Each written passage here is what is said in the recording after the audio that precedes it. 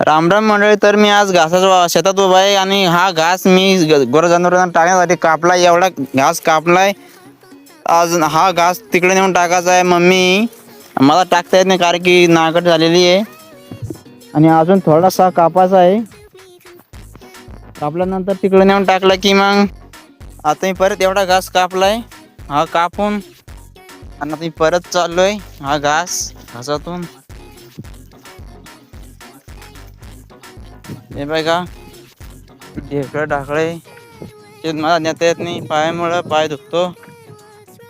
हा परत मक्काचा घास टाकलाय आणि मला आज परत पाणी देण्यात आणि वरतीच अजून पाणी चालू आहे. मोठीनं सगळा सुकून चालला होता, परत पाणी दिलं. दुसऱ्या तिसऱ्या दिवस पाणी देऊन चालली आहे. ही आमची ठमकाम बघा कशी झोपली. ही पा कशी झोपली, कशी अंग सोडती.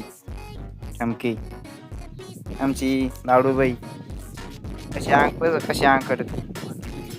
हे बघ ही ही ही ही ही बांधली आमची ही लक्ष्मी एकादशी म्हणतात तिला. आणि सगळी लाडकी या हिची ही भवानी ही तर अंगाला हातच लावू देत नाही. थोडाफार हात लावू देते की अंग सोडते. बघ अंग सोडते. तोंडाला चोळा म्हणते आम्हाला. बघ अशी तोंडाला चोळा म्हणते, अशी तोंडाला बस. आणि हे आमचा एक सोंग्या नसताना मी माझा कसा झाला म्हणते. आमचा आहे नंदी गणपती बाप्पा. गणेशामध्ये आम्हाला गणेशा. आणि हा एक बांद्रा बसेल खाली. आता काहीच गरज नाही मम्मीशी दिसता हिंडत इकडं तिकडं निबऱ्या कशी वर्तवण करून पाहती. ए सोने कशी वर्तवण करून पाहती हो.